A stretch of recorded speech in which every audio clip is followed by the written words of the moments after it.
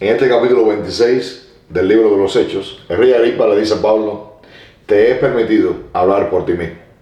Pablo, levantando su mano, comenzó a decir: me tengo por dichoso, oh rey Agripa, de que haya de defenderme hoy delante de ti de todas las cosas que soy acusado por los judíos, mayormente porque tú conoces todas las cosas y todas las costumbres y cuestiones que hay entre los judíos, por lo cual te ruego que me oigas con paciencia. Y Pablo comienza a hablar primero de su vida anterior, cuando era joven, desde su juventud. Dice que desde el principio él pasó en su nación, en Jerusalén, y todos los judíos conocían acerca de su pasado, de cómo él era una persona que fue, según su religión, vivió como fariseo. Hablaba acerca de que por la esperanza de la promesa que Dios hizo a nuestros padres, soy llamado al juicio, promesa cuyo cumplimiento esperan que han de alcanzar nuestras 12 tribus, sirviendo constantemente a Dios de día y de noche. Por esa esperanza, dice Pablo: oh rey Agripa, soy acusado por los judíos, que se juzga entre vosotros cosa increíble, que Dios resucite a los muertos. Sí, una de las promesas que Dios hace es que en el futuro habrá resurrección de muertos, tanto de justos como de injustos, tanto de creyentes como de no creyentes. Todos los hombres van a resucitar. Y es necesario que todos los hombres mueran primero, y después de esto pues será el juicio. Pablo dice que después de haber vivido todo ese tiempo siendo celoso de la ley y celoso de las tradiciones judías, según el más estricto orden, el de los fariseos, él dice que ciertamente pensaba o creía que era su deber hacer muchas cosas en contra del nombre de Jesús. Los judíos, incluido Pablo, rechazaron a Jesús, persiguieron a Jesús hasta darle muerte. Pablo fue una de esas personas que consintió en la muerte luego de Esteban, pero Pablo posiblemente fue una de esas personas que también hubiese estado apoyando la muerte de Jesús. Él creía que era su deber perseguir a los cristianos y hacer todo en contra de aquellas personas que pues seguían a Jesús. Dice que él lo hizo y encerró en cárceles a muchos de los santos, habiendo recibido poderes de los principales sacerdotes. Cuando mataron a algunos de ellos, dice que él también dio su voto. Dice que muchas veces, castigándolos en todas las sinagogas, los forzó a blasfemar, y enfurecido sobremanera contra ellos, los perseguía hasta las ciudades extranjeras. Pablo salió de los límites de Jerusalén y fue en busca de aquellos que testificaban en el nombre de Jesús. Pablo era un perseguidor, alguien que respiraba, como decía al principio del libro de los Hechos, respiraba amenazas de muerte y estaba dispuesto a ir y aprender y llevar presos a hombres, a mujeres, y era así, era su vida. Él pensaba que esta era una de las cosas que debía hacer, que era su deber. Él lo mismo lo testifica. Dice que mientras estaba ocupado en esto, entonces dice que iba a caminar a Damasco con poderes y en comisión de los principales sacerdotes, cuando al mediodía, oh rey, dice, yendo yo por el camino, vi una luz del cielo que sobrepasaba el resplandor del sol, la cual me rodeó a mí y a los que iban conmigo, y habiendo caído todos nosotros en tierra, oí una voz que me hablaba y me decía en lengua hebrea: Saulo, Saulo, ¿por qué me persigues? Dura cosa te es dar cosas contra el aguijón. Yo entonces dije: ¿quién eres, Señor? Y el Señor dijo: yo soy Jesús, a quien tú persigues. Pero levántate y ponte sobre tus pies, porque para esto he aparecido a ti, para ponerte por ministro y testigo de todas las cosas que has visto y de aquellas en las que apareceré a ti, librándote de tu pueblo y de los gentiles a quienes ahora te envío.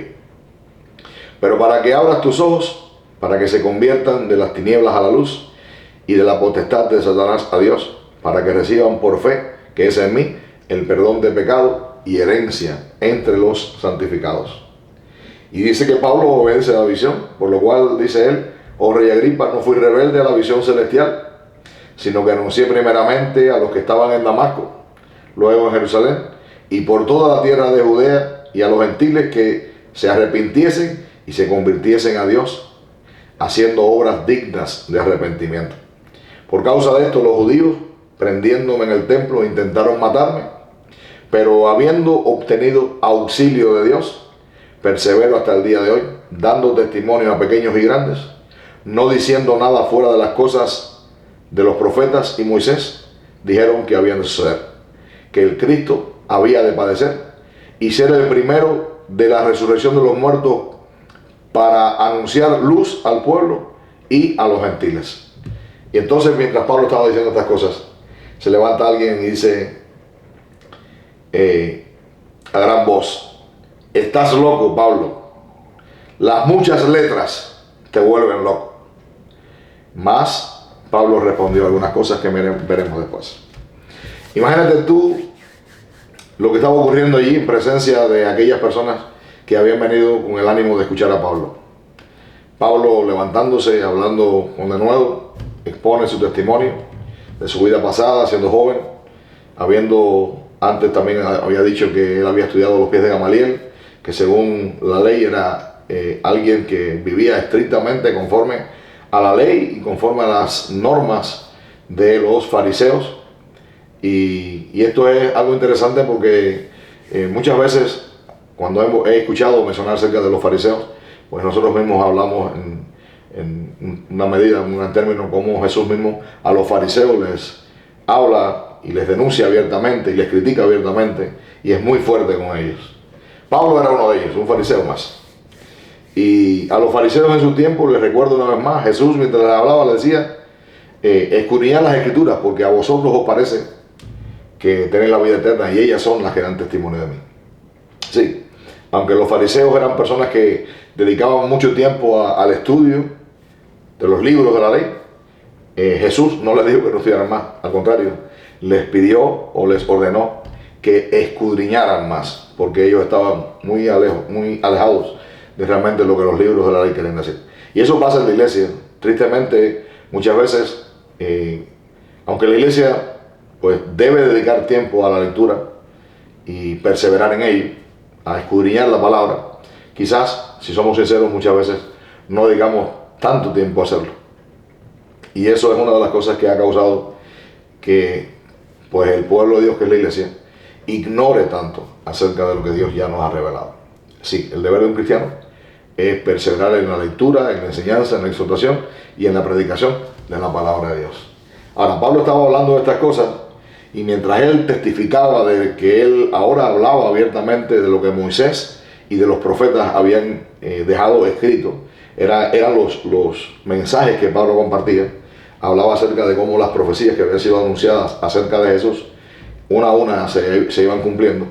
Y ahora alguien se levanta y le dice: Pablo, estás loco.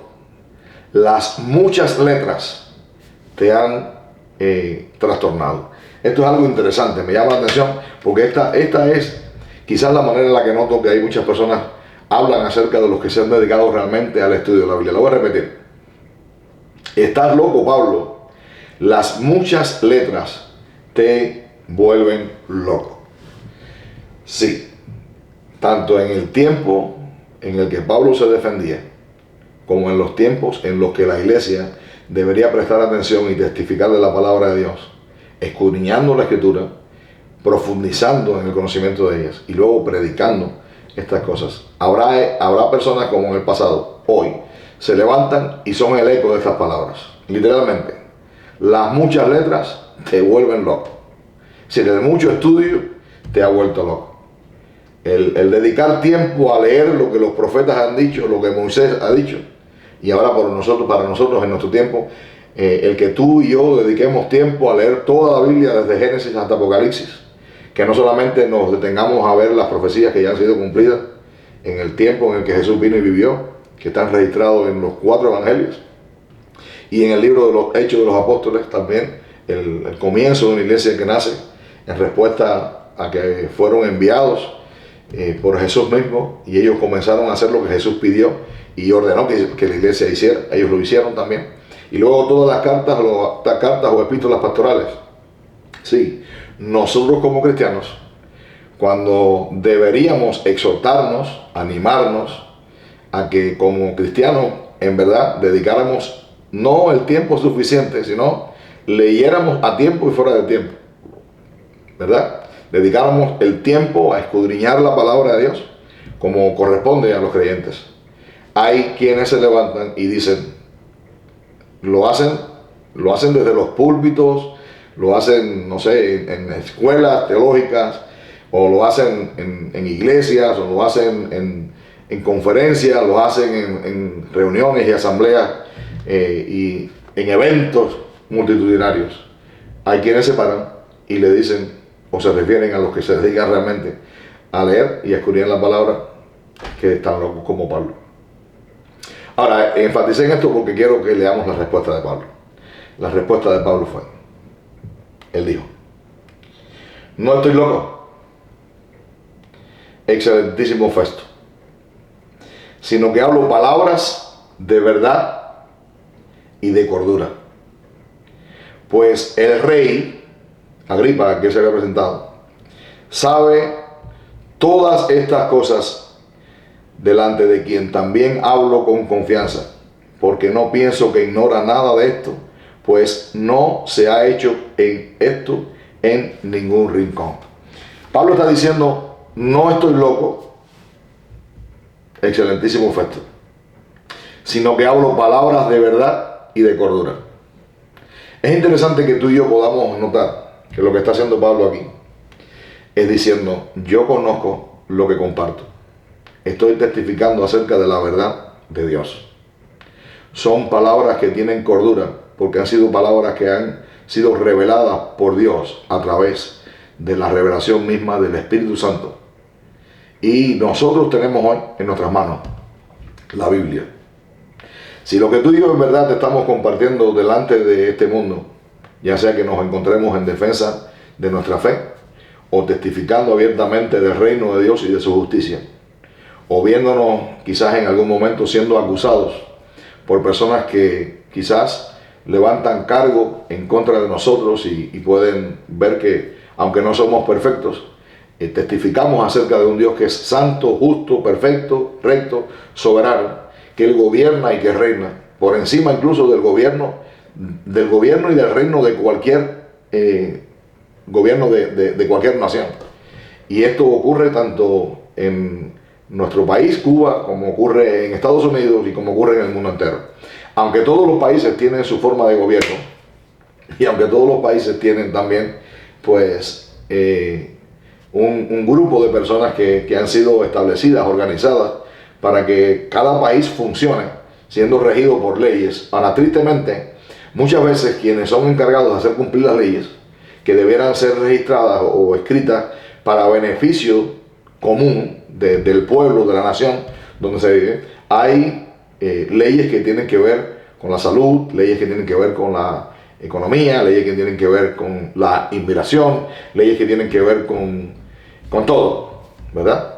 Y hay leyes para el que las obedece, se habla de derechos civiles, sociales, y hay leyes que son literalmente para aquellos que han violado o que han cometido un delito y también se han de cumplir. Ahora, esto ocurre en cualquier país del mundo.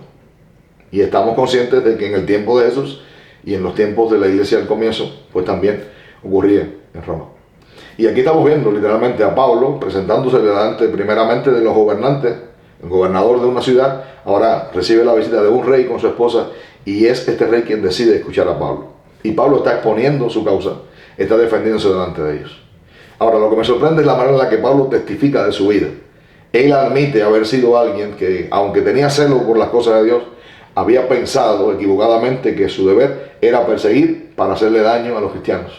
Que fue Jesús mismo quien se apareció en su camino y que al escucharle, él aceptó el llamado de Dios y ahora estaba hablando acerca de esa visión, que era una visión celestial, era una visión, una revelación del Dios mismo quien le habló literalmente y le pidió y le encargó que ahora cumpliera un ministerio de ir por el mundo, comenzando en Jerusalén, Judea, Samaria y hasta lo último de la tierra, testificando acerca del llamado al arrepentimiento para todos los hombres, tanto judíos como los gentiles.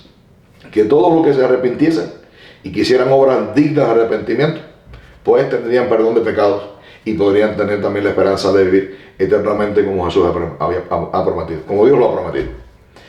Y esto que Pablo resumió en breves palabras fue lo que entonces se levanta Festo diciendo: Pablo, estás loco. Las muchas letras, el mucho estudio de lo que Dios revela en su palabra te ha convertido en alguien loco. Hermano, los cristianos debemos saber algo.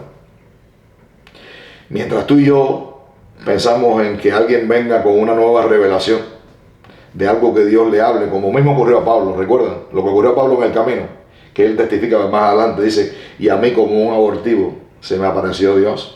El mismo Señor Jesús se le apareció a Pablo como a un abortivo, al último de los apóstoles, a los que se apareció Dios. ¿Verdad que sí? Ahora, cuando tú y yo miramos lo que está ocurriendo acá, y esa comisión que Pablo recibió, es la comisión que la iglesia hoy tiene. Ahora, hay promesas que tienen que ver y que están escritas, reveladas en los demás libros del Nuevo Testamento. Y para sellar el canon bíblico, aunque tú y yo tenemos la carta o el libro que fue escrito por Juan en Patmos mientras estaba en el exilio, sí, un creyente que tuvo que irse y fue exiliado de su país, también tuvo que huir, porque lo iban a matar como a los otros, pero él se fue y fue el único que murió de viejito. Los demás fueron asesinados, fueron masacrados, fueron matados. Pero él en Patmos recibió una revelación, la última de ellas. Y en esa revelación, en ese último libro, el mismo Señor Jesucristo le dice a Juan: no selles las palabras de las profecías de este libro. Cualquiera pues que añada o cualquiera pues que quite a las palabras que están escritas en este libro, yo traeré sobre él todas las plagas que están escritas en este libro. Está diciendo acerca de la revelación. Esa revelación que Jesús no dará a las personas. Y que muchas personas vienen diciendo que lo han tenido, que han estado donde Jesús mismo advirtió que habría muchas personas en nuestro tiempo, en el tiempo en el que hoy vivimos, que vendrían personas y que dirían: he aquí, mira, el Cristo está en el aposento. ¿Dónde es el aposento? En este es mi cuarto, ¿te acuerdas? Cuando hablamos del cuartito, el lugar donde las personas, los creyentes, pues entramos y cerrada la puerta, oramos a nuestro Dios y Padre que está en los secretos. Y luego nuestro Padre que nos ve en los secretos nos recompensa en público. Así fue como Jesús enseñó a orar. Aunque nos enseñó a orar en nuestro cuarto, a buscar comunión con Dios en nuestro cuarto, Jesús mismo advirtió que en nuestros tiempos habría muchos que hablarían de experiencias como esta, que estarían supuestamente teniendo comunión con Dios en su aposento y que luego verían a Dios mismo y que les dirían: mirad, está aquí, estuvo conmigo anoche y vi a Jesús vestido con ropas blancas resplandecientes, con su pelo y sus ojos como el fuego. Lo han visto, muchas personas han dado testimonio de eso. Personas que dicen ser o que fueron en algún momento de la vida, personas que llegaron y testificaron abiertamente de cosas como estas, que Jesús mismo dijo, Juan, que no iba a suceder. Porque cuando Jesús venga, todo ojo le va a ver, los tuyos y los míos. Todos los que estuvieron y los que han estado diciendo y los que hoy mismo lo repiten también, que han visto a Jesús, pueden estar convencidos de que no es Él. Jesús no iría en contra de su palabra.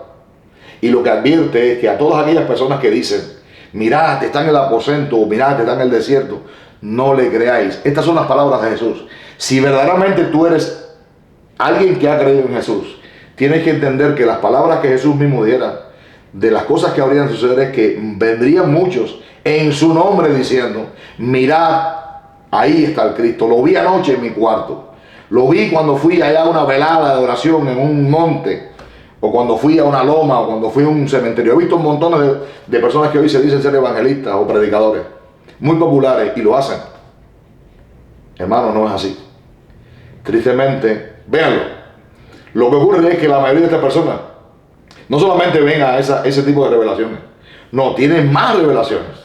¿Y saben cómo dice Pedro en las cartas, en su carta, ahí al final del Antiguo Testamento, en el Nuevo Testamento? Estos son soñadores. ¿Y saben qué dice de ellos? Los sensuales que no tienen el Espíritu. Son muy sensuales, son muy emotivos, pero no tienen el Espíritu. La espiritualidad no se basa en esa realidad de que las personas vienen hablando acerca de una experiencia, de ese éxtasis que vivió Pablo, que vivió Pedro. No.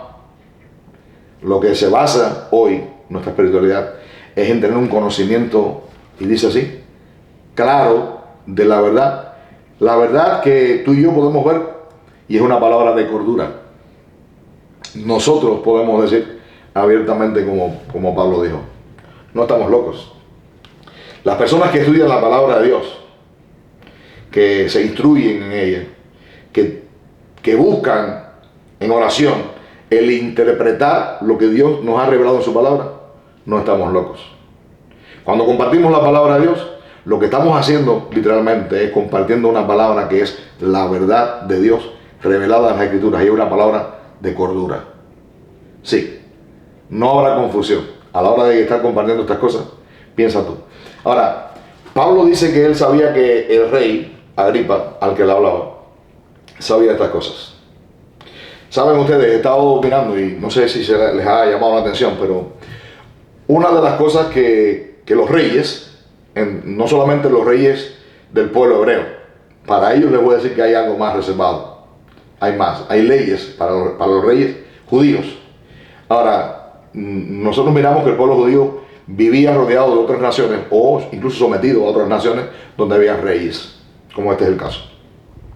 Pero los reyes no solamente heredaban el reinado, tanto en Egipto como en Babilonia, Asiria, en Roma, los reyes, que eran parte de una familia de la realeza, tenían no solo por costumbre, los reyes, incluso en la actualidad sucede, los reyes deben ser instruidos, estudian historia, estudian economía, estudian estrategias militares y son muy estudiosos. Los reyes estudian mucho, se preparan mucho.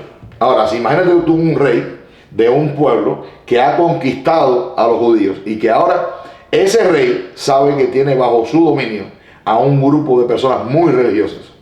¿Saben lo que hacían los reyes? Pues sí, los reyes y los gobernantes también leían y conocían la historia de los pueblos a los que ellos sometían. El rey Agripa conocía la historia del pueblo judío y conocía también mucho, quizás más de lo que tú y yo podamos imaginar que ellos conocían del pueblo judío. Y por eso Pablo dice, el rey Agripa sabe las cosas que le digo. Y entonces es cuando Agripa le dice algunas cosas. ¿Delante de quién estaba Pablo hablando? Delante de un rey. Y este rey le dice, Pablo, por poco me persuades a ser cristiano. Qué interesante. Pablo, por poco me persuades a ser cristiano. ¿A dónde llegó Pablo? Pablo llegó a una reflexión muy profunda, haciendo a un rey admitir que estaba Pablo llamándole, no solo a él, sino a los que estaban allí, a reconocer la necesidad de ver en Cristo el único, suficiente Salvador de todos los hombres, incluidos los reyes. Y que el mismo Señor Jesucristo llamaba a todos los hombres, en todo lugar, al arrepentimiento. Sí, a todos los hombres y a los que están en eminencia, a los reyes y a los gobernantes también. Y dice que Pablo entonces dijo, quisiera Dios que por poco o por mucho, no solamente tú, sino también todos los que hoy me oyen, fuesen hechos tales cual yo soy, excepto estas cadenas. Pablo tenía un coraje muy grande. Y esta es la manera en la que un cristiano testifica acerca de su rey, Jesús. Llamando a todos, incluidos al rey que le escucha, a reconocer y admitir que él también es una de las personas a la que Jesús llama al arrepentimiento.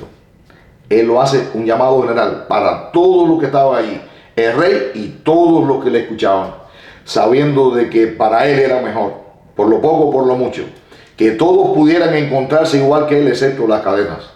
Porque la única persona posiblemente que estaba ahí en ese momento, siendo el que experimentaba la libertad a la plenitud máxima, era él. El único que posiblemente en aquella sala había conocido y había creído en Jesucristo. Y esta es la manera en la que veo a un hombre que sirve a Dios, que admite su responsabilidad de ir delante de todos los hombres, a todos los lugares, predicándole a judíos, a gentiles, y siendo llevado de reyes y de gobernantes haciendo su ministerio. Esto es lo que debe hacer la iglesia hoy, en nuestro tiempo. Y aquí dejamos para continuar quizás en el próximo mensaje. Dios te bendiga.